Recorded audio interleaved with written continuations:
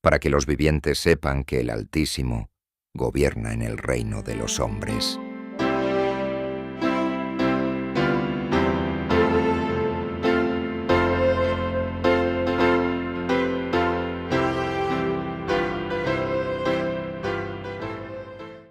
Centro de Investigación de Historia y Textos Sagrados, Carolina del Norte.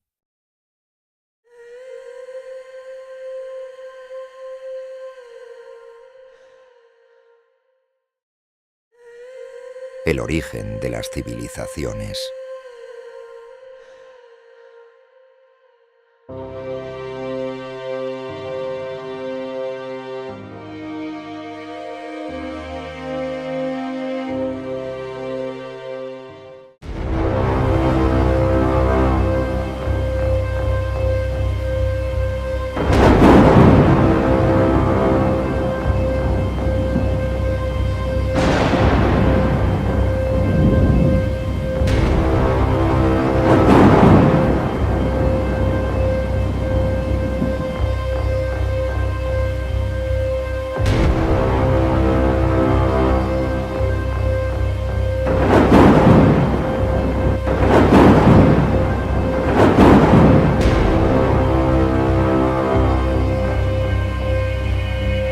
Un diluvio que destruyó a los antediluvianos, una civilización de la cual no tenemos rastro, debido al diluvio universal registrado en el texto sagrado de la Biblia. En los días de Noé, una doble maldición pesaba sobre la tierra como consecuencia de la transgresión de Adán y del asesinato de Caín. La raza humana aún conservaba gran parte de su vigor inicial, pero no lo lograron. Hubo muchos gigantes, hombres de gran estatura y fuerza, reconocidos por su sabiduría, hábiles para idear las obras más astutas y maravillosas, pero su culpa al dar rienda suelta a la iniquidad fue proporcional a su habilidad y capacidad mental. Dios otorgó a estos antediluvianos muchos y ricos dones, pero ellos usaron sus bondades para glorificarse a sí mismos y las convirtieron en una maldición al fijar su afecto en los dones en lugar del dador. Emplearon el oro y la plata, las piedras preciosas y la madera selecta en la construcción de sus viviendas, y se esforzaron por superarse unos a otros embelleciendo sus moradas con la más hábil artesanía. Solo buscaban satisfacer los deseos de sus orgullosos corazones y se deleitaban en escenas de placer y maldad. Al no querer retener a Dios en su conocimiento, pronto llegaron a negar su existencia. Adoraban la naturaleza en lugar del Dios de la naturaleza. Glorificaban el genio humano, veneraban las obras de sus propias manos y enseñaban a sus hijos a inclinarse ante imágenes esculpidas. El mundo estaba en su infancia. Sin embargo, la iniquidad se había vuelto tan profunda y extendida que Dios ya no podía soportarla. Y dijo: Raeré los hombres que he criado de sobre la faz de la tierra, desde el hombre hasta la bestia, y hasta el reptil y las aves del cielo, porque me arrepiento de haberlos hecho. Empero Noé halló gracia en los ojos de Jehová. Estas son las generaciones de Noé. Noé, varón justo, perfecto fue en sus generaciones. Con Dios caminó Noé, y engendró Noé 3 hijos, a Sem, a Cham y a Jafet. Génesis capítulo 6, versos 7 y 8.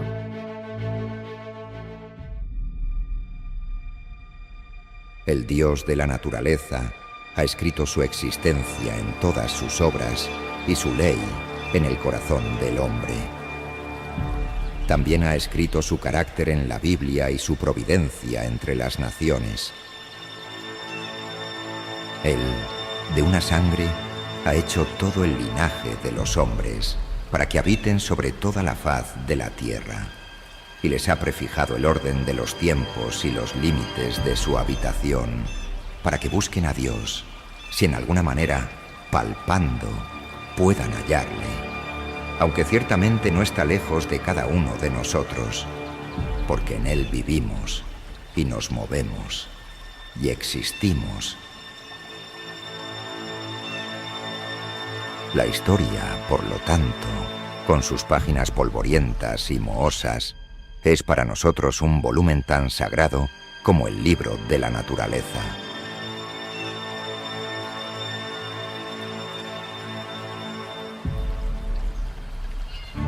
En el 10º capítulo del Génesis se encuentra un catálogo de los hijos y nietos de Noé. Y el catálogo y el capítulo concluyen con estas palabras. Estas son las familias de los hijos de Noé, según sus generaciones, en sus naciones, y por ellas se dividieron las naciones en la tierra después del diluvio. En este capítulo se nos da el origen de las naciones, y de ellas han surgido todas las razas y naciones de la humanidad.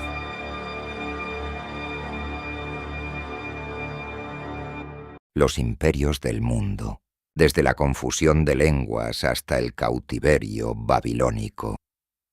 Parte 1.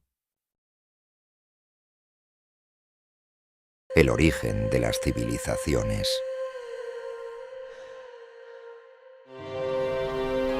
El poblamiento de la tierra por los hijos de Noé y sus familias nos marca el origen de las naciones del mundo según sus generaciones.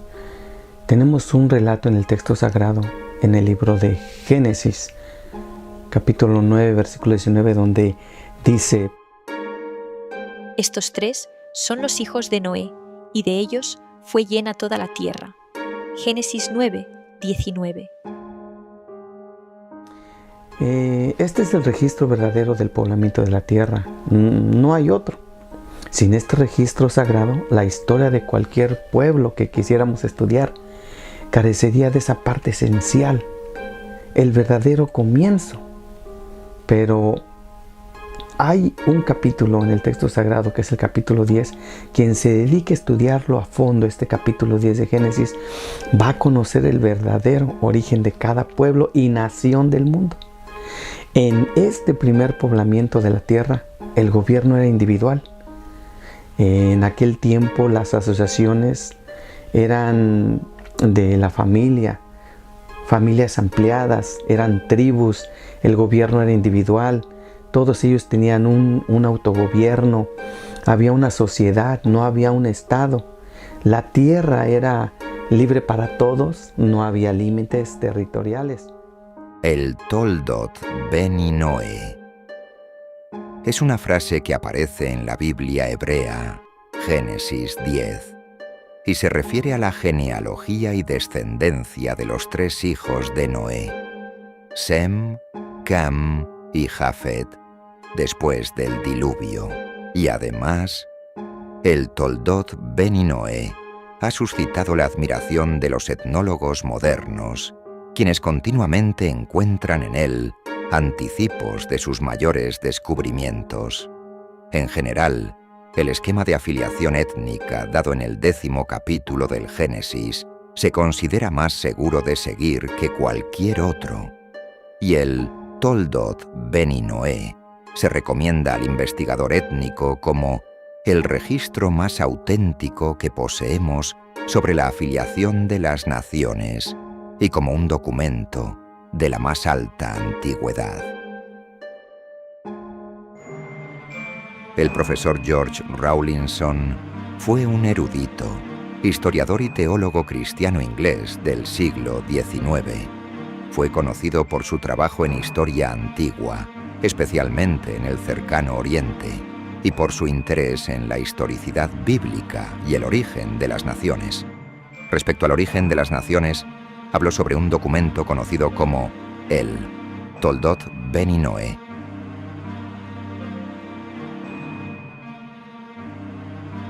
En la Biblia, este tema del origen y la afinidad de las razas es de inestimable valor, siendo de hecho la única pista fiable para guiar al investigador a través del laberinto en el que complicaciones posteriores, y especialmente especulaciones recientes, han envuelto todo el asunto.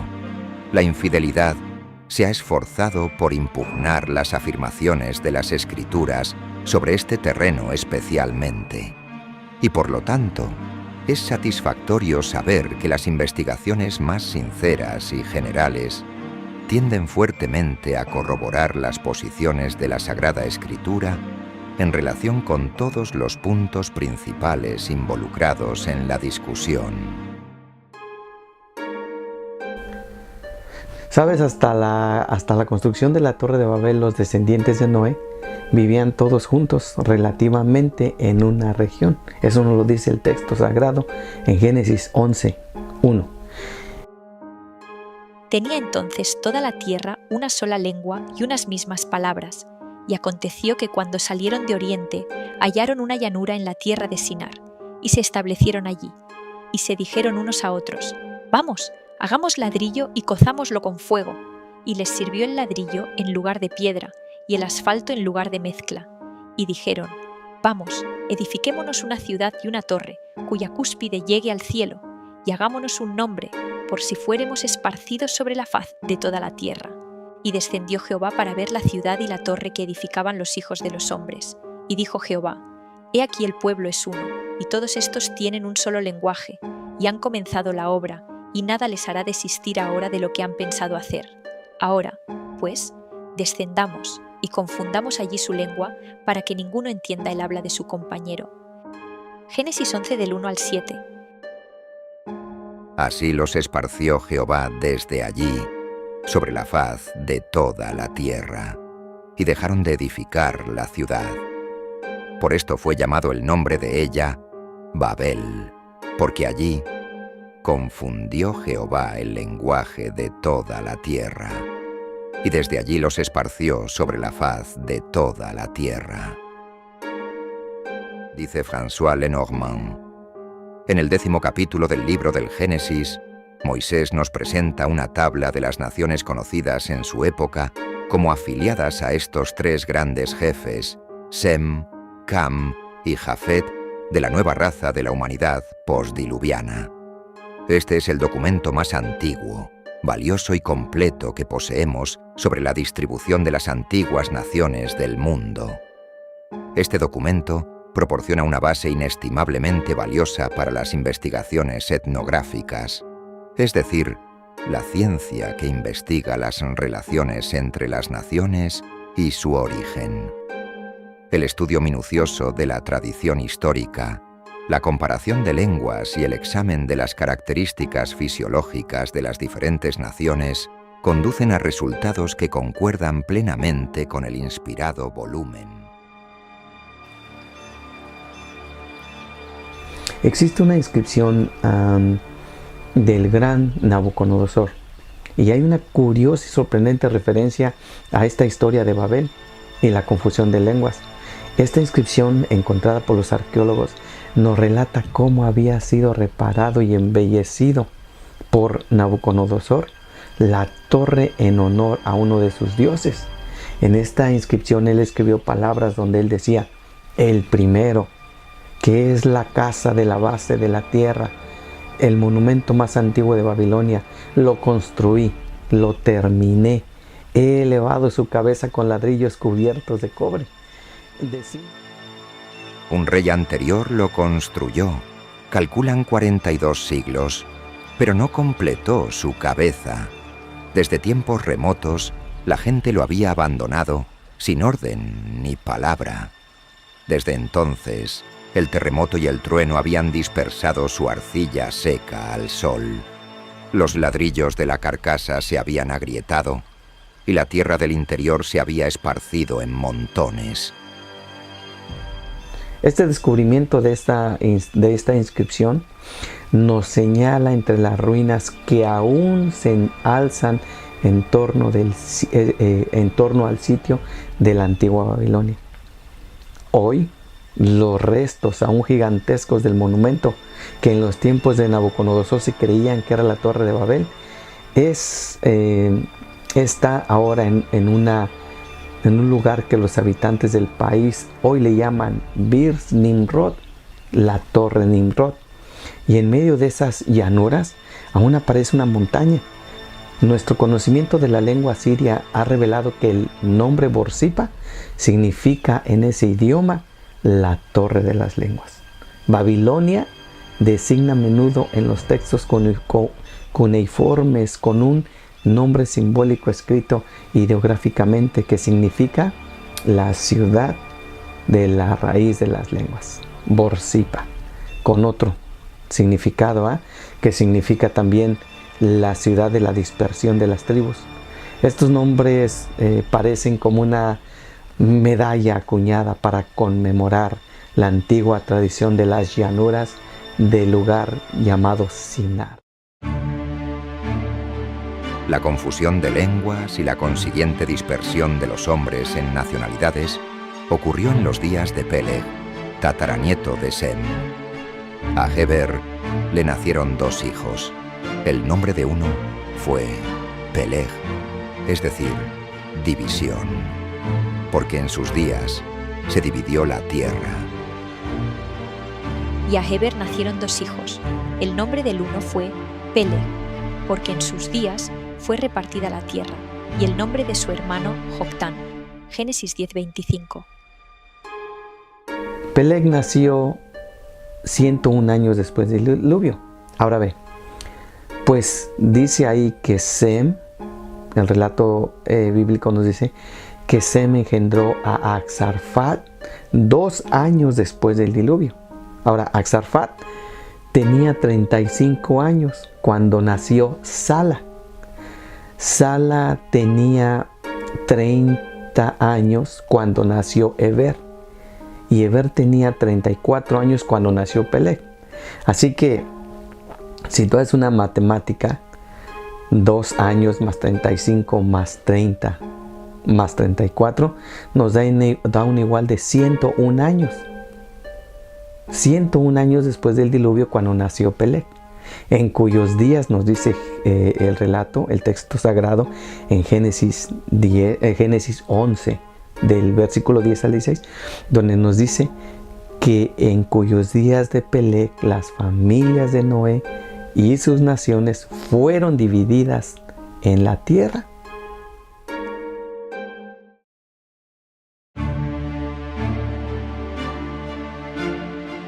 Estas son las generaciones de los hijos de Noé, Sem, Cam y Jafet, a quienes nacieron hijos después del diluvio. Los hijos de Jafet, Gomer, Magog, Madai, Javán, Tubal, Mesec y Tiras. Los hijos de Gomer, Askenaz, Rifat y Togarma. Los hijos de Javán, Elisa, Tarsis, Kitim y Dodanim. De estos se poblaron las costas, cada cual según su lengua, conforme a sus familias en sus naciones. Génesis 10, del 1 al 5.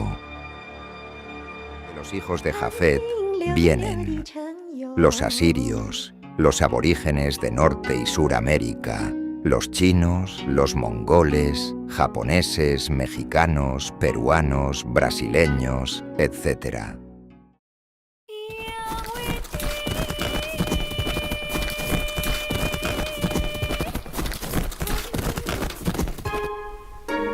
Los hijos de Jafet fueron Gomer, Magog, Madai, Javán, Tubal, Mesec y Tiras.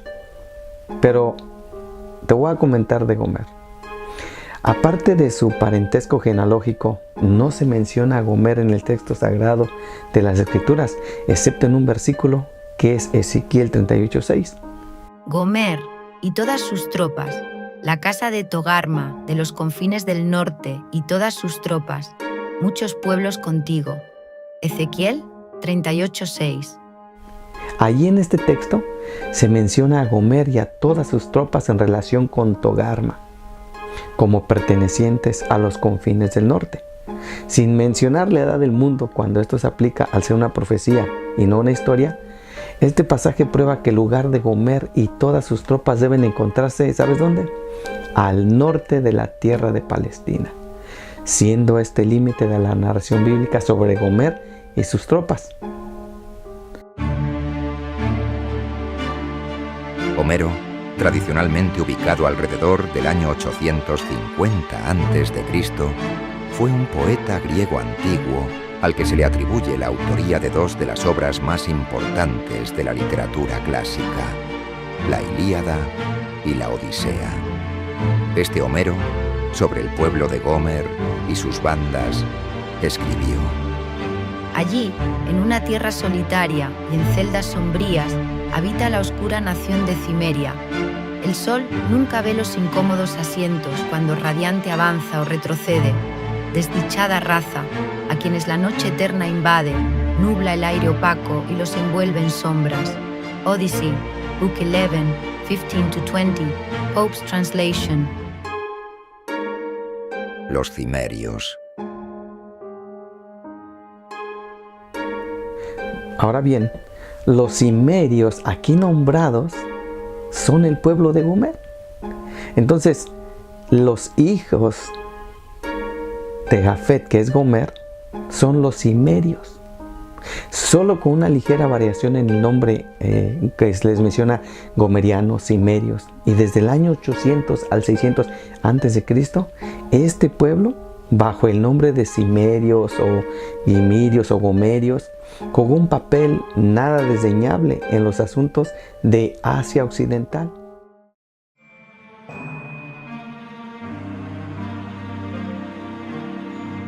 La tierra de las tinieblas, de la que Homero habla como el país de los cimerios, se encontraba en la costa norte del Mar Negro. Allí también el personaje Esquilo, alrededor del año 500 a.C., situó Cimeria en Asia Occidental. Y Heródoto, en el año 484 al 424 a.C., dice que Asia Occidental es la tierra que ahora habitan los escitas.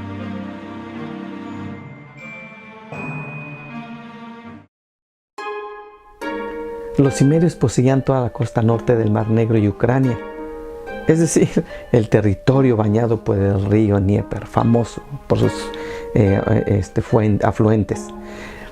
Pero entre los años 650 y 600 a.C., los escitas, que cubrían la vasta región sobre el Cáucaso y el mar Caspio, se abalanzaron sobre los cimerios. Los despojaron, o sea, sobre Gomer. Mientras que una pequeña parte descendió por el Cáucaso hacia Asia Menor, infligiendo a su gente devastaciones, a sus provincias, a las que los escitas habían causado a su pueblo y a su país. Su raza ha realizado muchas incursiones depredadoras en compañías de las tribus tracias, los tracitas, pero esta fue una devastación total.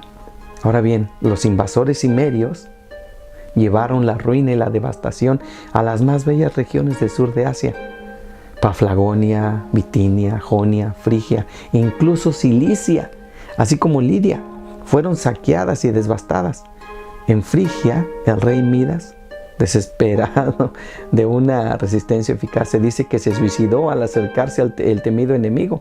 En Lidia, como sabemos por este escritor Heródoto, tomaron la capital, todo menos la Acrópolis en Jonia.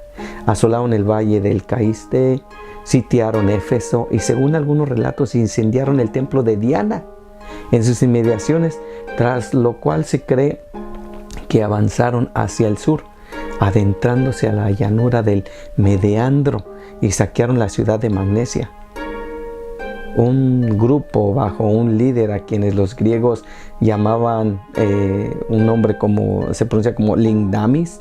Incluso ellos dicen que entraron hasta Cilicia y allí sufrieron un terrible revés a manos de los audaces montañeses.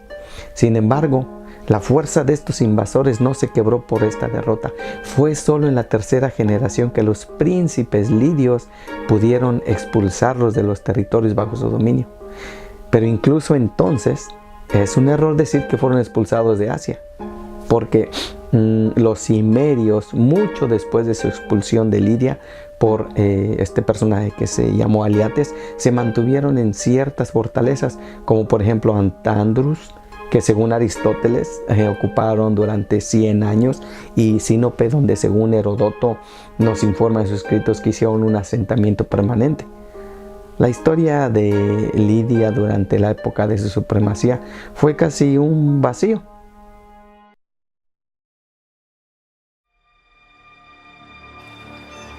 Así que, en nuestros días, aún quedan rastros de ellos en el nombre de la pequeña península que se adentra en el Mar Negro al norte, Crimea y la Tartaria, así como en la ciudad rusa de Eski-Krim, antigua Crimea, que marca el emplazamiento de la antigua ciudad de Cimmerium.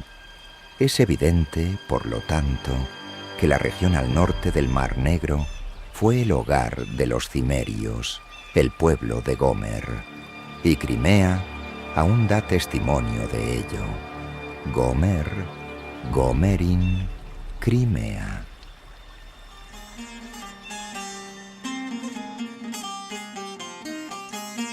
Magog, hijo de Jafet, o los asirios.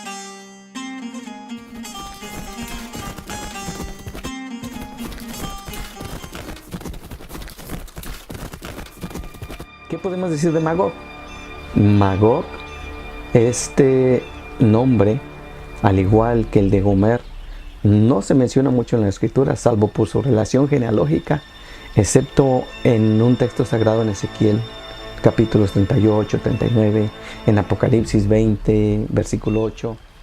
Vino a mí palabra de Jehová, diciendo: Hijo de hombre, pon tu rostro contra Gog en tierra de Magog, príncipe soberano de Mesec y Tubal, y profetiza contra él, y di: Así ha dicho Jehová el Señor: He aquí, yo estoy contra ti, oh Gog, príncipe soberano de Mesec y Tubal, y saldrás a engañar a las naciones que están en los 4 ángulos de la tierra, a Gog y a Magog, a fin de reunirlos para la batalla, el número de los cuales es como la arena del mar.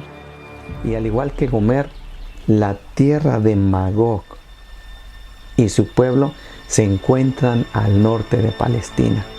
Hablando de Gog, la tierra de Magog, Ezequiel, el profeta Ezequiel 38, versículo 15 dice: y saldrás de tu lugar de las partes del norte, tú, muchos pueblos contigo, todos ellos montados a caballo, una gran compañía y un poderoso ejército. Así como los textos sagrados hablan de la tribu de Magog, hay una inscripción de alrededor en el año 650. O sea, ve cómo va parejo la Biblia con la historia. Se encontró una inscripción arqueológica alrededor del año 650 a.C. de Asurbanipal, rey de Asiria, en el que aparecen las palabras Sariti y Payisa, hijos de Gog, jefe de los sacas, y los sacas eran los escitas.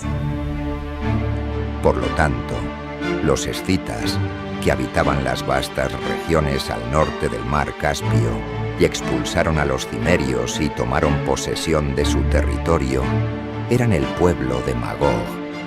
Algunos de los sucesores de Alejandro Magno construyeron una muralla llamada la Muralla del Cáucaso, que se extendía desde la orilla occidental del mar Caspio, en Derbend, casi hasta la orilla oriental del Mar Negro.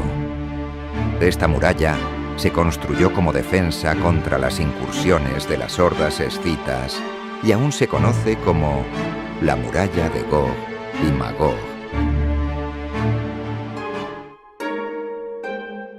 De los relatos encontrados entre los árabes, persas, sirios, aprendemos que comprendían bajo la denominación Yahu y Mahu a todos los pueblos bárbaros menos conocidos del noreste y del norte de Asia. Había un hombre que se llamó Rambat sobre estos pueblos, ¿verdad? Este personaje dice: más allá de la línea de las colonias griegas, que son cerca del Mar Negro, habitaba todo un mundo de tribus a las que los griegos designaban el nombre común de escitas. De la multitud de pueblos que habitaban esta región limitada, los principales en la época de Heródoto eran 3 grupos distintos de escitas, propiamente dicho. Había 3 grupos. Primer grupo de escitas: los cultivadores escitas o labradores, que poseían el territorio drenado por el Dnieper, Ucrania, del que los cimerios habían sido desposeídos. Segundo, grupo de escitas, los nómadas o escitas errantes, que ni aran ni siembran.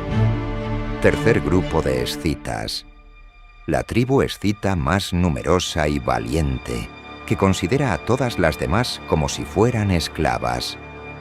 Estos compartían las mismas costumbres que los escitas errantes. Su principal asentamiento se encontraba entre el Dnieper y el Don. Además de estos, había una cuarta división compuesta por tribus que se habían rebelado contra los escitas reales y habitaban en las fuentes orientales del Volga, el canal de Volga. Estos nómadas eran los auténticos escitas, que poseían los atributos distintivos de la raza e incluían entre ellos a los escitas reales, hordas mucho más numerosas y eficaces en la guerra que las demás, que mantenían una supremacía indiscutible y consideraban a los demás escitas tampoco así como esclavos. Sí, las costumbres de los escitas eran tales que no generaban en el observador más que repugnancia. Su fuerza al menos inspiraba terror a los ojos de este hombre que se llamó Tucídides, un historiador y general ateniense. En el año 471 al año 429 a.C. le parecían tan numerosos y formidables que los declaraba, a estos escitas los declaraba irresistibles. Heródoto también en aquel tiempo concibió la misma idea de una raza en la que cada hombre era guerrero y era experto en el manejo del arco a caballo y que por su modo de vida se encontraba fuera del alcance de cualquier ataque enemigo. Alrededor del año 625 a.C., tras expulsar a los cimerios de Ucrania, un torrente de escitas arrasó el mar Caspio e invadió Media, Asiria y la Alta Mesopotamia, y continuó hacia el oeste hasta el Jordán, donde, en su orilla occidental, en la tierra de la media tribu de Manasés, la ciudad de Bet-San se llamó posteriormente Escitópolis por haber sido capturada por los escitas. Mantuvieron a Media y Asiria sumidas en el terror durante unos 14 años antes de que pudieran ser expulsadas. El territorio de los escitas no se limitaba al río Dnieper nada más, el cual está ubicado en Rusia, o el canal de Volga-Don, donde sabemos que está ubicado también en Rusia. Pues cuando Alejandro el Magno en su marcha conquistadora llegó al río Jarjartes, ubicado en Asia Central, la actual Cirdania ahora, en el 70º grado de la longitud, encontró ahí, se dice, Alejandro Magno, que encontró guerreros escitas que le disputaban el paso de dicho río. Este río lo quería pasar Alejandro Magno y no podía.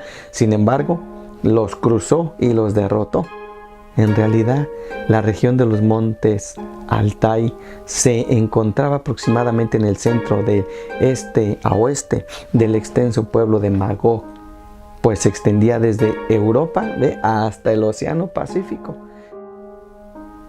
Voy a mencionarte 9 de las razas del pueblo de Magog que se extendían en este río en este río del Volga-Don y el Dnieper. Son 9. Número 1, los antiguos mongoles o mongoles, de quienes vinieron los chinos. ¿Te habías preguntado de dónde venían los chinos?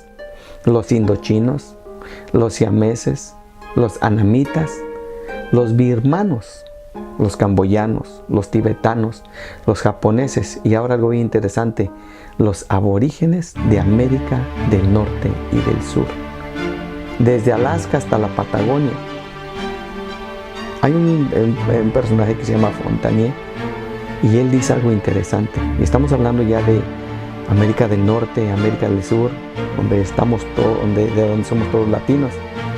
Dice Fontanier, si una congregación de 12 hombres, si pudiéramos poner 12 hombres, ¿verdad? 12 hombres, uno de Malaca, China, Japón, Mongolia, de las islas del mar del sur de Chile,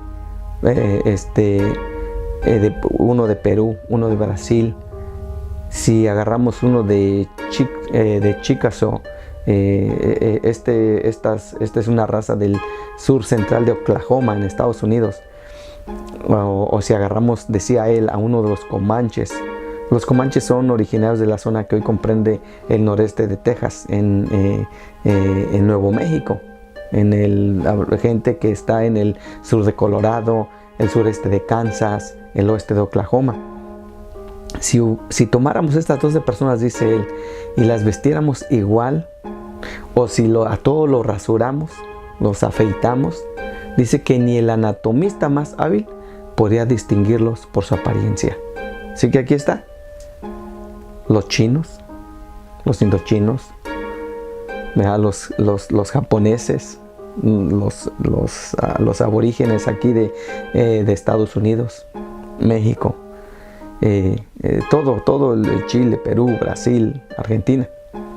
Ese sería una de las 9 tribus, de Magog, que podemos mencionar 9 más o menos. La segunda son los malayos, que han poblado la península malaya, el archipiélago malayo o de las Indias Orientales, Madagascar y la mayor parte de las islas del Océano Pacífico. Esta asombrosa expansión de los pueblos malasios por toda la zona oceánica queda suficientemente atestiguada por la difusión de una lengua malayo-polinesia común desde Madagascar hasta la isla de Pascua y desde Hawái hasta la Nueva Zelanda. Tribu número 3 serían los hunos, cuya antigua y quizás original sede se encontraba en el país que hoy se conoce como Mongolia, inmediatamente al norte de la Gran Muralla China, quienes a principios del siglo III a.C. extendieron su poder hacia el este, hasta el Pacífico en el extremo de Corea, los coreanos, hacia el oeste hasta el río Irtysh y hacia el norte hasta el extremo del lago Baikal. Y recuerden que en aquel tiempo más bien, cuando se construyó la muralla de China, hubo muchas incursiones contra ellos, ¿verdad? Una muralla que medía 2.400 kilómetros de longitud más o menos para proteger los territorios de China. Pero esta gran muralla sabemos que fue construida en vano. ¿Por qué? Porque en el año 201 a.C. los hunos invadieron China y la sometieron a tributo hasta aproximadamente el año 87 a.C. Cuando su poder sobre China fue quebrado, su poder decayó gradualmente hasta el año 93 después de Cristo, cuando fue completamente destruido en el este por la ascensión del Xianpi en el año 375 después de Cristo.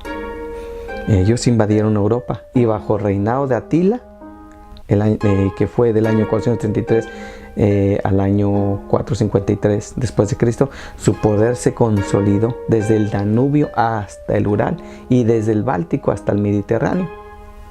A la muerte de Atila, su poder fue quebrantado, su imperio destruido y fueron expulsados a las estepas escitas en la región del Volga y los Urales.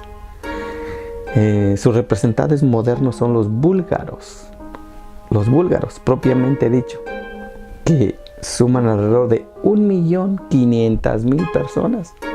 Puede considerarse, como lo ha demostrado este personaje Zeus,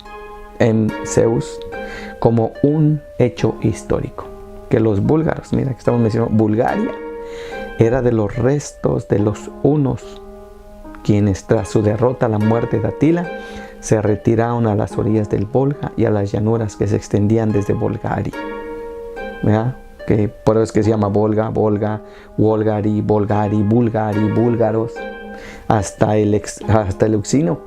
De ese país llamado, como hemos visto, ¿verdad? De este país, la Gran Bulgaria, surgieron las hordas búlgaros, que posteriormente cruzaron el Danubio y establecieron el reino búlgaro.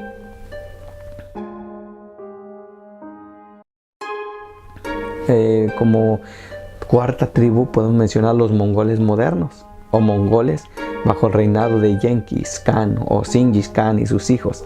Entre el año de 1162 y 1141 después de Cristo, estos mongoles modernos establecieron su imperio desde el mar de China hasta las fronteras de Moravia.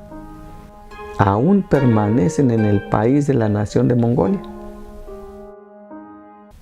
Quinta tribu, los tártaros, quienes bajo el nombre de Siempi quebraron el poder de los hunos en el año 93 después de Cristo, quienes lideraron la vanguardia en la gran invasión mongol de Europa en el año 1238 después de Cristo, y cuyo nombre aún perdura entre los tártaros, uzbecos, calmucos y crimeos.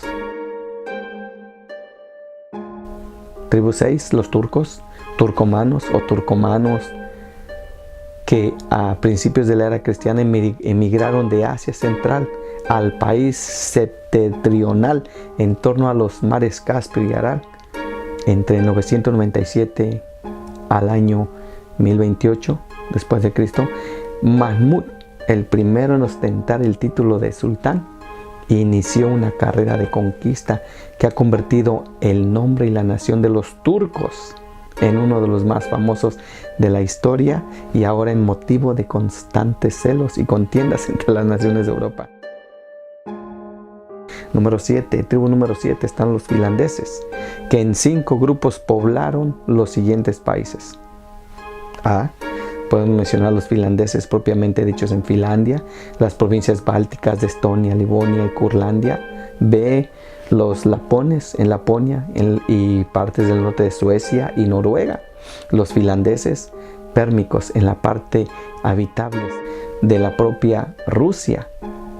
Como número D podemos mencionar los finlandeses de Volga en ambas orillas y los brazos del Alto Volga. Y como número 5 los finlandeses ugrios entre los montones Urales y el río Yenisei, por encima del 59º grado de latitud norte. Y en Hungría, pues de las tribus de los finlandeses ugrios procedieron los magiares, quienes en el siglo IX constituyeron una plaga para la Europa oriental y quienes a partir del año 889 se asentaron finalmente en lo que hoy es Hungría. Hungría, pronunciada como Ungari, Hungría. Además de estos están los finlandeses, ucranianos, los esquimales de América del Norte. Como tribu número 8, los sarmatas, que surgieron de los escitas reales y quienes en la época de Heródoto habitaban al este del Don. Antes de finalizar el primer siglo de la era cristiana, habían extendido su nombre por toda la Europa occidental, desde el río Volga hasta el mar Báltico, e incluso se extendió al propio Báltico. Mar que entonces se llamaba Océano Sarmata. Tácito afirma que en su época Alemania estaba separada de Sarmacia y Dacia por las montañas y el temor mutuo de los sarmatas. De ellos descienden los eslavos que poblaron Rusia, Polonia, Bohemia, Moravia, Serbia y otras provincias de menor importancia de estas regiones. Y como tribu número 9, tenemos los partos, que dieron nombre al país de Partia, en Asia Central. Estos partos son los que fueron sometidos por el gran Ciro, y su país se convirtió en una de las provincias más importantes del imperio medo-persa. Los partos recuperaron su independencia alrededor del año 250 a.C. mediante una exitosa rebelión contra el gobierno de Antíoco Teos, uno de los sucesores de Alejandro Magno. El líder de la revuelta se llamaba Arsaces, y ese nombre fue adoptado como título real por los sucesores, como en Egipto se usó, por ejemplo, Faraón. En la antigüedad se usó Ptolomeo, o sea, ellos se empezaban a llamar Ptolomeos, como los en Egipto se llamaban faraones, a estos se llamaban los Ptolomeos. Pero este reino así fue establecido y empezó a avanzar su curso en un continuo éxito hasta que se convirtió en un imperio que gobernaba todas las tierras de Asia, los medo-persias de Asia Central, desde el Cáucaso indio hasta el Éufrates, y continuó 478 años, desde el año 150 d.C. hasta el año 228 después de Cristo. Al infligir dos terribles derrotas, los ejércitos romanos, lo cual se llamó la derrota de Craso en el año 550 a.C., y la otra derrota fue la de Macrino en Nisibis en el año 217-218 después de Cristo. Ellos obligaron a esos arrogantes romanos a respetarlos y a admitir que había al menos una nación que podía enfrentarlos en igualdad de condiciones y no ser vencida en el encuentro. Y mediante una contienda de casi 3 años, obtuvieron el reconocimiento como la segunda potencia del mundo. El rival admitido de Roma, el único contrapeso real sobre la tierra, a la potencia que gobernaba desde el Éufrates hasta el Océano Atlántico. El historiador Rawlinson nos dice que en el año 228 después de Cristo, el poder de los partos fue quebrantado definitivamente por el ascenso del persa Artajerjes, hijo de Sasán, quien estableció el nuevo imperio persa o Sasánida. Todos estos son los habitantes de Magog, y a simple vista se puede apreciar que la tierra de Magog es la región estepartia del norte de Asia, y ahora está representada en las posesiones rusas que se extienden desde las fronteras de Alemania hasta el Océano Pacífico.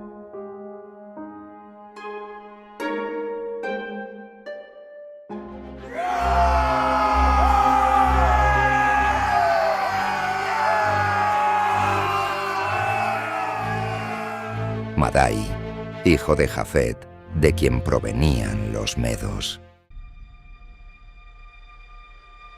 De Madai provenían los medos, cuyo territorio se encontraba inmediatamente al sureste del mar Caspio, en cuyas ciudades súbditas se colocaron cautivos de las 10 tribus tomadas por Sargón, rey de Asiria, alrededor del 720 a.C., quien, unido a los persas, destruyó el reino de Babilonia en el 538 a.C.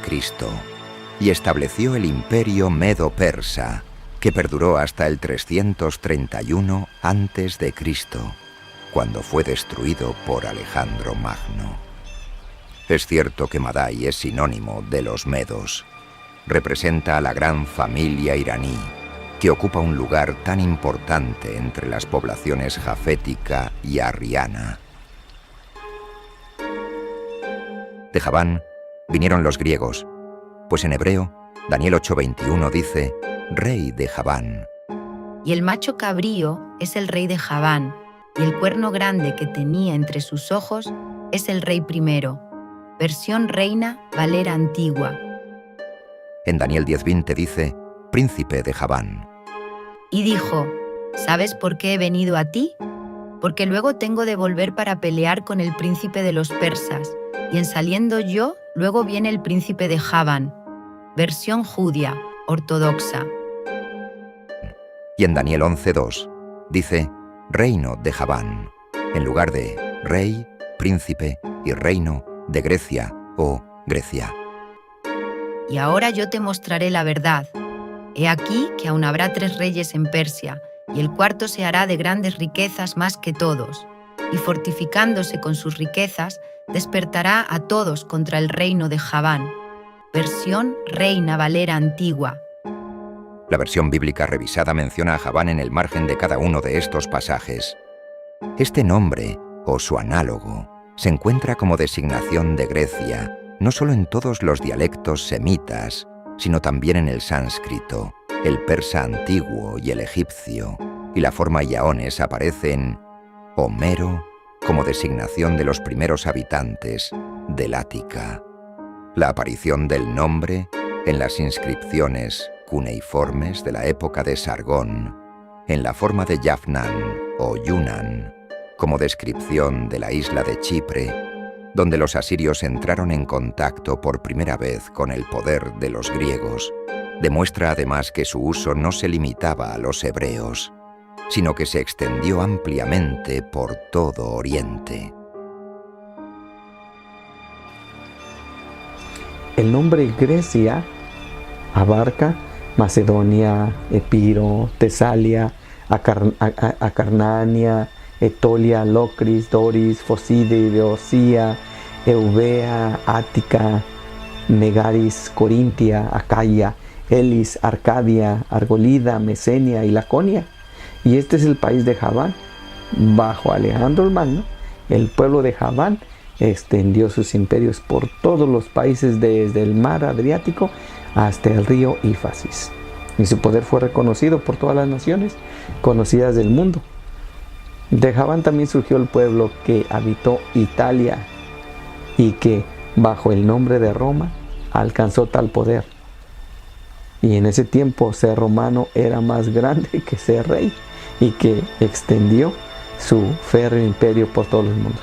Ahora bien, este Javán tuvo 4 hijos. El nombre de estos hijos de Javán uno fue Elisha, Tarshish, Kitim y Dodanim.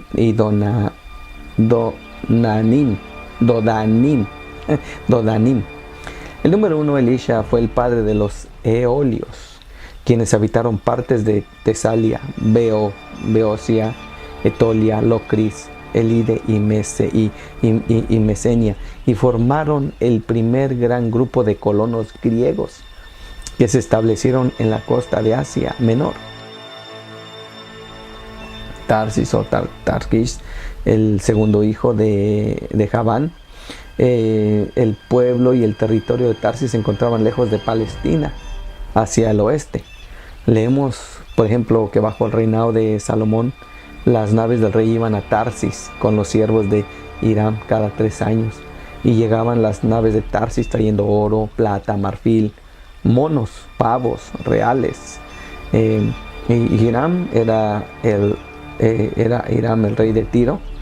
Estaba en el Mediterráneo, y para que las naves fueran de Tiro a Tarsis en un viaje de 3 años debía dirigirse al oeste. De nuevo también tenemos la historia de Jonás, que se le ordenó ir de Palestina a Nínive, que estaba a las orillas del Tigris, al noreste. Pero Jonás, ¿qué hizo? Se negó y se levantó para huir de la presencia del Señor. Como su propósito era evitar ir a Nínive, lo más natural sería huir en dirección opuesta, lo más lejos posible. Así, nosotros en el texto sagrado de Jonás, nosotros podemos leer, vea, que Jonás se levantó para huir a Tarsis, de la presencia del Señor, y él descendió a un lugar que se llamaba Jope, y halló un barco que partía para Tarsis, dice ahí. Pagó su pasaje, se embarcó en él para ir con ellos a Tarsis, lejos de la presencia. Jope también estaba en el Mediterráneo, y era entonces el principal puerto de Palestina. Hay un relato en Isaías 66:19 donde más bien Tarsis es nombrada junto con otros lugares e islas que estaban lejos. En Ezequiel 27:12, el Señor le dice a Tiro: Tarsis era tu mercader, por la multitud de toda clase de riquezas con plata, hierro, estaño y plomo comerciaban en tus ferias. Todas estas evidencias confirman que Tarsis se encontraba lejos al oeste de Palestina, que se llegaba a ella por barco y que estaba tan dedicada a la navegación que resultaba casi proverbial. Los Tartesos, situada en la desembocadura de Guadalquivir en España, era la sede principal de Tarsis. ¿Verdad? Tarsis, hijo de Javán. Así los barcos tartesos, los barcos de Tarsis, podían extraer plata de las más ricas minas de España, estaño de las minas de los Cornualles en Gran Bretaña, marfil, monos, pavos reales de África, y realizar el viaje una vez cada 3 años desde Tiro y de regreso. El historiador Lenormand admite que los tirrenios de Italia también pudieron haber sido hijos de Tarsis. Es seguro que eran descendientes de Javán. El otro hijo de Javán, Kitim, el tercero de estos hijos, habitaba en las islas del archipiélago griego, que es Chipre, e incluso otras del mar Mediterráneo y Corea, en el extremo sureste de Asia Menor. El relato bíblico en Isaías 23:1 al 12, muestra que Kitim era un lugar del descanso para las naves de Tarsis. En Jeremías 2.10, en Ezequiel 27.6, habla de las islas de Kitim, y Daniel 11.30 habla de las naves de Kitim, lo que indica que Kitim se encontraba en las islas del mar Mediterráneo. Donanim, ¿ya?, fue el antepasado de los dardanios, una parte de los cuales habitaba en una región llamada Dardania, en las cercanías de la antigua Troya, en la costa sur del mar de Marmara. Otra parte, la mayor, habitada en Iliria o Lírico, el país que bordea el mar Adriático frente a Italia. Desde ahí algunas de sus tribus se trasladaron a Italia, entre las que se mencionan especialmente los liburnos y los venetos. El célebre nombre de Veneto se difundió por una extensa y fértil provincia de Italia, desde los confines de Panonia hasta el río Adua, y desde el Po hasta el Alpes réticos y julianos. Cuando Atila invadió Italia en el año 453 después de Cristo, sembró la devastación por todas partes. Muchas familias de Aquilea, Padua y las ciudades adyacentes que huyeron de la espada de los hunos encontraron un refugio seguro, aunque oscuro, en las islas vecinas. Allí, y por ello se construyó posteriormente la ciudad de Venecia. Tubal, mencionado en Ezequiel, capítulos 38 y 39, en relación con Magog, y en Ezequiel 27, se asocia con quienes comerciaban en las ferias de Tiro, con esclavos y vasijas de bronce, y se ubica en la zona norte, al igual que Gomer y Magog, a quienes ya hemos identificado. Esto indicaría que Tubal pertenece a la misma región. Los reyes asirios mencionan a Tubal en sus inscripciones con el nombre de Tuplai, y fueron encontrados en Capadocia. En el noroeste había un gran número de sus tribus, y aparentemente fueron de considerable importancia en las guerras de los reyes asirios. Parecen haberse extendido por la mayor parte del país, desde Cilicia hasta el Mar Negro. Heródoto y otros escritores griegos los llaman Tibareni. En la época de la retirada de los 10.000, en el año 400 a.C., algunas de sus tribus eran un pueblo independiente que habitaba en la costa sur del Mar Negro, al oeste de Cólquide, y se requería una marcha de 2 días para cruzar su territorio. Algunas de sus tribus se dirigieron al oeste y, como íberos, poblaron España y Sicilia, y un grupo importante de ellos se dirigió al norte con Mesech. Mesech. En las escrituras, Mesech y Tubal siempre se mencionan juntos, con una sola excepción: se les nombra a ellos. Su origen se puede rastrear en las inscripciones asirias desde los principios del siglo XII hasta mediados del siglo VII a.C. En estas inscripciones se les llama Muskai y se les sitúa en las proximidades de los Tuplai, con quienes se les asocia constantemente. Como en la Biblia, también Heródoto los llama a ellos Moschi, y siempre se les menciona en relación con los Tibareni, Mesech, Tubal. Sus tropas de Tubal y las de los Tibareni estaban bajo el mismo mando en la gran expedición de Jerjes contra Atenas en el año 484-479 a.C. Algunos de ambos pueblos cruzaron el Cáucaso hacia la estepa del norte, actualmente posesiones rusas. Ahí los moshis pasaron a ser conocidos como moscovos y luego como moscovitas, quienes construyeron Moscú y que aún dan el nombre hasta hoy de Rusia, Moscovia, en todo Oriente. Tiras.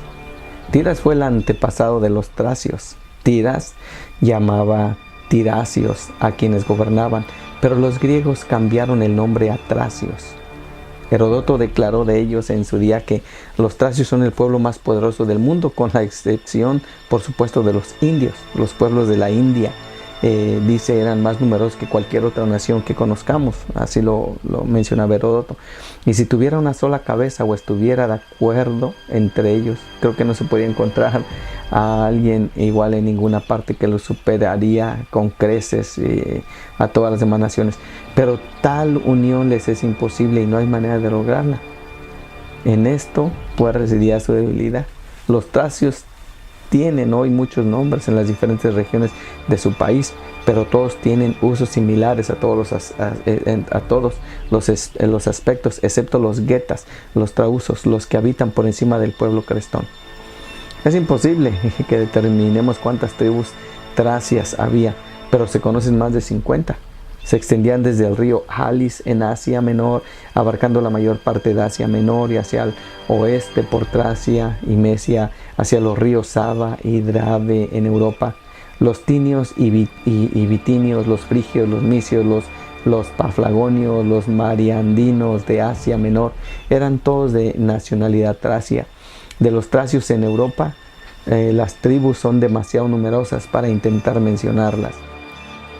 Eran tan poderosas que en el año 429 a.C., el rey de una de las tribus de los odrizos, reforzado por los peonios, invadió Macedonia al mando de 150,000 hombres, de los cuales 50,000 eran de caballería.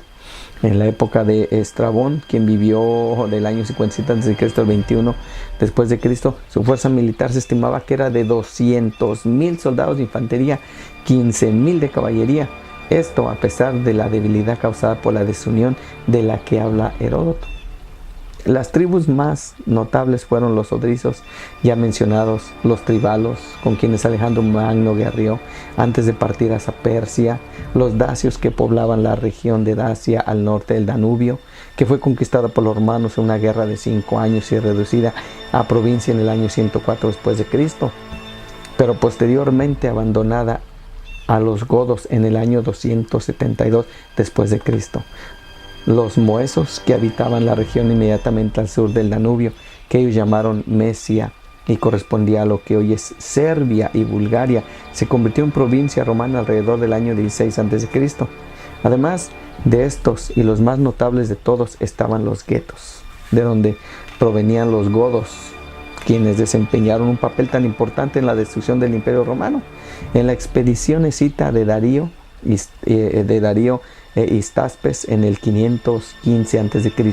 se encontraron con los guetos, o sea los godos, y cruzaron su territorio antes de llegar al Danubio. Ya en la época de Ciro el Grande existía una rama de godos, guetos, llamada Masagetoe, es decir, los guetas mayores, los godos mayores, pronunciados por el historiador Heródoto como una nación grande y guerrera. Habitaban la región esteparia al este del mar Caspio. Al oeste de ellos habitaba otra rama también que se llamaba los tisaguetas, es decir, los guetas menores, los godos menores, ¿verdad? En tiempos de este historiador Heródoto, la sede principal de los tisaguetas se encontraba al oeste del curso principal del Alto Volga, del que ya hemos hablado. Varios siglos antes de la era cristiana, un grupo aparentemente compuesto por godos menores y mayores emigraron hacia el oeste al Báltico y fijaron su residencia en el sur de Suecia, donde permaneció el reino de Gotia hasta el siglo XII, cuando en 1161 las coronas de Suecia y Gotia se unieron en las cabezas de Carlos Sverkersson, quien asumió el título del rey de los suecos, y los godos que sus sucesores ostentan hasta el día de hoy. El extremo sur de Suecia aún lleva el nombre de Gotlandia. Fue desde Gotlandia y hacia principios de la era cristiana que un gran número de godos cruzó el Báltico, y como ostrogodos orientales, los visigodos por el occidente, los gepidos, se quedaron rezagados, pues quedaron cansados al cruzar el mar, y quizás los érulos, los vándalos, asentaron cerca de la desembocadura del río Vístula, desde donde se extendieron al Mar Negro e invadieron el Imperio Romano. Del pueblo de Jafet aún quedan por mencionar los 3 nietos, Askenaz, Rifat y Togarma. Jeremías menciona a Askenaz en el año 595 a.C., entre los reinos que debían ayudar en la destrucción de Babilonia, y se menciona en relación con su ubicación en las cercanías de Armenia. Preparad a las naciones contra ella, reunid contra ella los reinos de Ararat, Mini y Askenaz. El pueblo de Askenaz habitaba el país que correspondía a la antigua Bitinia, en la costa sur del Euxino, o Mar Negro. El mar Euxino recibió su nombre del nombre de Askenaz, y se le llamó primero Mar de Askenaz, y de ahí Aschunis, luego Axeno y finalmente Euxino, nombre con el que se le conoce en la historia antigua. El nombre de Askenaz aún se conserva en el nombre del lago Ascanio, en la parte noroeste de Asia Menor. El siguiente es Rifat. Se encuentra, según sus descendientes, en las cercanías de los montes Rifaeos. Ahora los capartos de Rifat, hijo de Gomer, provino de una rama de los celtas conocidos como los galos, que poblaron la Galia. Desde Galia se extendieron al norte de España, donde su recuerdo permaneció durante mucho tiempo en el nombre de Galicia. También realizaron dos grandes invasiones de Italia. La primera en el siglo XV a.C. y la segunda en los siglos VI y V a.C., cuando tomaron posesión de toda la parte norte del país hasta el río Po. Esta parte de Italia fue entonces, a partir de ellos, llamada por los latinos Galia, Cisalpina, Galia dentro de los Alpes, mientras que la Galia misma fue llamada Galia Transalpina, Galia más allá de los Alpes. En el año 387 a.C. tomaron Roma y la incendiaron. Una división de estos desde el norte de Italia continuó hacia el este, rodeando la cabecera del Adriático, hacia los países entre ese mar y el río Danubio. En el año 279 a.C., un grupo de ellos invadió Macedonia y el norte de Grecia, atravesando Tracia y el Helesponto en el año 277 a.C. y finalmente se establecieron en el país que ellos llamaron Galacia. A sus descendientes el apóstol Pablo escribió la epístola a los Gálatas. Los galos celtas también poblaron Britania, Irlanda, Escocia y las islas circundantes. No se sabe en qué fecha. Cabe recordar que en el relato del propio Gomer se afirma que cuando los escitas, entre el 650 y el 600 a.C., expulsaron a los cimerios de Ucrania, estos se dirigieron hacia el oeste, donde los encontraríamos de nuevo. Ahora debemos seguir su rastro. Tomaron posesión del territorio que hoy constituye el norte de Alemania y Dinamarca, y posteriormente acompañaron a sus parientes, los hijos de Rifat, en sus invasiones de Italia. Los cimbrios, así se llamaban entonces a los cimerios, y los galos forman las dos ramas de la gran raza celta, y los escritos romanos a menudo se refieren a ambos como galos. En la época de Alejandro Magno, toda la Europa occidental situada por encima del río Po y los Pirineos, y desde las llanuras del Drave y el Sava hasta el mar Báltico, estaba ocupada por estas dos ramas de celtas. Y cuando Alejandro Magno ocupó en Babilonia los estados generales del mundo, llegaron embajadores de los celtas entre aquellos que deseaban propiciar su favor, celebrar su grandeza o solicitar su protección. Aproximadamente 200 o 300 años antes de Cristo, otra migración del oriente trajo a la costa de Báltico a los teutones y escandinavos, descendientes de Askenaz. Parte de ellos cruzó el Báltico y dio el nombre de Askenaz, Aschusis, Scandia. Los teutones permanecieron en la costa del sur báltico y se convirtieron en los Teuch, Deutschens, los alemanes. Finalmente poblaron todo el territorio entre el Báltico y el Alto Danubio y expulsaron a los cimerios hacia la península de Jutlandia, actualmente Dinamarca, que en ellos llamaron el Quersoneso, címbrico. En el año 103 a.C., una hueste de cimbrios y teutones que sumaban 300.000 hombres combatientes sembró el terror en Italia y el sur de Galia, derrotó a los romanos 3 veces y obligó al ejército romano a pasar bajo el yugo en el año 107 a.C. Pero finalmente fueron aniquilados por los romanos bajo el mando de Mario en el año 101 a.C. De estos germanos surgieron los francos, los alemanes, los burgundios, los lombardos y los suevos y los anglosajones que participaron en la ruina y división de la Roma occidental. Desde el Quersoneso címbrico, península danesa, los cimbrios cruzaron el mar hacia Britania y tomaron posesión de gran parte del territorio que antes de ellos había estado ocupado por los celtas galos. Su nombre ha llegado hasta nosotros en el nombre del condado inglés de Cumberland, Cimbriland, Cimberland, Cumberland. En el año 449 después de Cristo, los anglos, los sajones y los jutos, desde la desembocadura del Elba y la península danesa, siguiendo el mismo rumbo que los cimbrios habían tomado antes, cruzaron el mar y tomaron posesión de Britania. De los cimbrios que escaparon de su furia salvaje, algunos huyeron a través del canal hacia Bretaña, donde aún hablan el idioma cimbrico, mientras que el resto se retiró a Gales, donde aún permanecen y no se llaman galeses, sino Cimri, y llaman a su país Cambria, no Gales. Así, los irlandeses, los montañeses escoceses y los habitantes de la isla de Man son celtas galos, descendientes de Ribad, hijo de Gomer. Los galeses son celtas cimbrios, descendientes de Gomer a través de los cimerios. Y los ingleses, los anglosajones, descienden de Aschenaz, hijo de Gomer, a través de los teutones. Togarma, el último de los hijos de Gomer, se encuentra en el país de la nación de los armenios. Los armenios todavía se llaman a sí mismos la casa de Togom, la misma frase que utilizó Ezequiel en el texto sagrado en Ezequiel 38, 6, capítulo 27 y 14 también.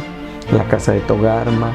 Comerciaban en las ferias de Tiro con caballos, jinetes y mulas, y Armenia eran famosas desde tiempos antiguos por su raza de caballos. Bajo el dominio persa, el sátrapa de Armenia enviaba anualmente a la corte persa a 20,000 potros para la fiesta de Mitra, además de los armenios probablemente dichos, los georgianos, los lesgianos, los mingrelianos y caucásicos. Descienden de un progenitor común, Targamas, Togarma, hijo de Gomer, hijo de Jafet. Así que este es el territorio de las generaciones de los hijos de Jafet, hijo de Noé, las islas, las gentes en sus tierras donde se esparcieron, según el relato bíblico y el relato histórico común. Que el gran yo soy, Dios y Rey de todas las naciones, nos dé su bendición.